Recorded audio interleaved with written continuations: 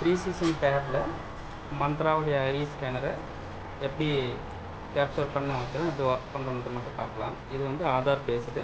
So இந்த டேப்பும் Aadhaar based. But 2 applications ஒன்றா work ஆகாது. அதனால் நான் என்ன பண்ணியிருக்கேன்னா, ஸோ ஃபிங்கருக்குள்ளே ஸ்கேனரு கேபிள் ரிமூவ் பண்ணியாச்சு. ஐரிஸ் கலர் கேபிளை கனெக்ட் பண்ணியிருக்கேன். இந்த ஜஸ்ட் கனெக்ட் பண்ணி முடிச்சுட்டு நம்ம இப்போது டேப்பில் பார்த்தீங்கன்னா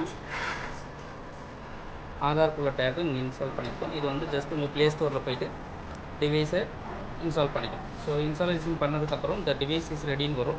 ஸோ இந்த 3 க்ரீன் மார்க் வந்திருக்கணும். இது வந்து ஃபஸ்ட்டு நெட்டு, 2வது வந்து ஆர்டி சர்வீஸ் உள்ளது, 3வது வந்து டிவைஸ் கனெக்ட் ஆகிருக்கும். இந்த போர்ட்டில் நான் இப்போ கேப்சர் டெஸ்ட் பண்ணுறேன்.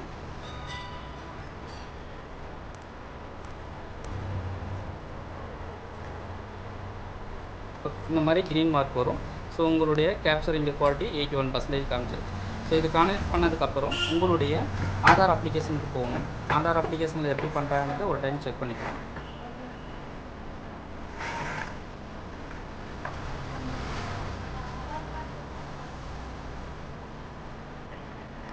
இந்த ஆதார் அப்ளிகேஷன் இது இங்கே எல்லா அப்ளிகேஷன் எது வந்தாலும் சரி. ஸோ இங்கே போயிட்டு ஜஸ்ட்டு அவங்களுடைய கோட் நம்பர் கொடுக்குறோம். கொடுத்த உடனே நார்மலாக டிவைஸ் வரும், கேப்சர் எடுக்கும்.